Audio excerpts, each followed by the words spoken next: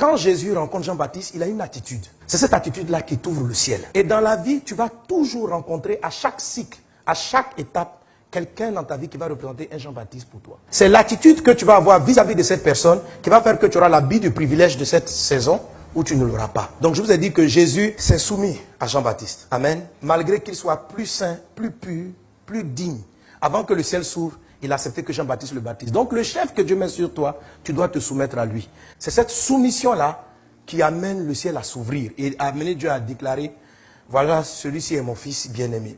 Je vous ai expliqué la dernière fois, qu'est-ce qui empêche les gens d'être soumis? La première des choses, c'est vraiment l'indépendance et puis associé aussi à la notion de l'égoïsme. Très souvent, on regarde des personnes, on décide de se soumettre à elles si on les estime plus intelligentes ou disposant de plus de moyens que nous. C'est une mauvaise tendance de soumission. Jésus est Dieu. C'est pourquoi quand il est arrivé au baptême de Jean, Jean a refusé de le baptiser. Mais Jésus a expliqué à Jean, on doit faire ce que le Père a dit. Et quand Jésus s'est soumis, malgré que toute logique devait l'empêcher de se soumettre, c'est cette contradiction-là entre ce qui est logique et de faire ce qui est fait parce que c'est toi qui as été établi chef. C'est toi qui as été établi comme mon dévancier. Reconnaître que cette posture-là est une faveur qui vient de Dieu et honorer la position que Dieu lui a donnée et te soumettre, même si en connaissance tu es plus grand que la personne, cette attitude de soumission amène le ciel à s'ouvrir et Dieu a dit tu es la personne bien aimée. On est obligé de revenir là-dessus parce que, je vous assure, c'est un des mots de la parole de Dieu le moins bien compris. Les gens ne savent pas ce que signifie la soumission. Ils pensent que c'est l'obéissance. L'obéissance est dans la soumission, mais l'obéissance n'est pas la soumission. L'obéissance entend la lettre.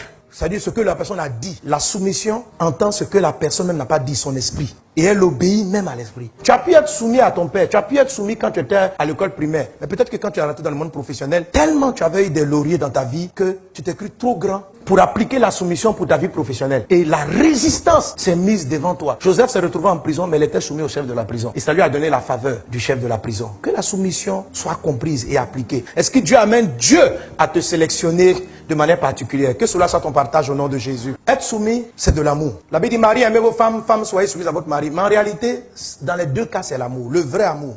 La soumission, c'est juste l'amour que le subalterne manifeste vis-à-vis du chef. La soumission donne. Quelqu'un qui est soumis, il cherche à décharger l'autre. Les gens qui sont simplement obéissants, mais qui ne sont pas soumis, ne te déchargent pas. Quand vous trouvez quelqu'un de soumis, c'est comme si votre esprit est apaisé. Et vous êtes prêt à donner à la personne même beaucoup de choses. Elle rentre dans vos privilèges. Alléluia. Et chaque fois que tu es confronté à un chef, il faut comprendre sa charge, sa mission. Tu comprends l'esprit et tu commences à travailler pour le décharger. La soumission ne s'impose pas. Celui qui est soumis, il convainc l'autre. C'est ce qui s'est passé avec Jésus. Regardez comment Jésus était soumis à Jean-Baptiste. Quand il arrive, Jean-Baptiste dit non, tu ne peux pas te baptiser. Jésus ne dit pas, qui est le chef entre nous, toi et moi? Jean-Baptiste, baptise-moi! La Bible dit, Jésus lui répondit, laisse faire maintenant, car il est convenable que nous accomplissions ainsi tout ce qui est juste. Et Jean ne lui résista plus. Donc au début, il y avait une résistance. Jésus a amené quelqu'un qui est soumis. C'est là la différence entre le type d'amour que la femme a vis-à-vis de son mari. La soumission, c'est de l'amour. Mais c'est l'amour de celui qui n'est pas le chef. C'est ce qu'on appelle soumission. C'est de l'amour en fait. C'est le vrai amour. Mais parce que c'est pas, le dernier mot ne me revient pas. Même si je sais que j'ai raison, Jésus avait raison. Et Jean ne comprenait pas la logique. Donc celui qui est soumis peut voir que son chef a tort. Les gens qui sont soumis doivent convaincre en fait l'autre. Ils doivent présenter des arguments. Dans leurs propos, c'est là qu'on parle de la douceur du langage. Tu dois savoir parler au chef. Et la Bible dit la douceur augmente la sagesse. Tu vas devenir très sage. La femme a une arme puissante qui peut incliner tout chef sans s'imposer. Non, tu n'as pas besoin. C'est-à-dire, même un homme qui craint Dieu, la soumission peut le faire plier. C'est comme ça Salomon s'est prosterné devant des idoles, à cause de l'âme de la soumission. C'est une puissante âme que Dieu donne aux femmes. Ce n'est pas une faiblesse, c'est une force. Quand ton mari commence à te résister, pose-toi la question, est-ce que tu es soumise? Non, non, non, non, sérieux. Tu n'utilises pas les armes. Tu commences aussi à parler. Tu parles. Tu n'es plus en mode soumission. Est-ce que tu peux parler à ton chef comme ça? Même s'il a tort, il y a une manière de parler. Fais ça dans ton foyer. C'est pour ça, dans ces moments-là, ceux qui n'ont pas la crainte de Dieu, les secrétaires les détournent. Parce que la secrétaire, elle est formatée pour être soumise à son patron. Elle commence à connaître ses goûts. À quelle heure il veut son café? Elle sent ça. Mais il y a des femmes, elles s'en foutent. Faut dire ce que tu veux. On va aller. Et il y a beaucoup de femmes, elles sont plus soumises. Elles obéissent, mais elles ne sont pas soumises. Tu veux manger, tiens ton repas.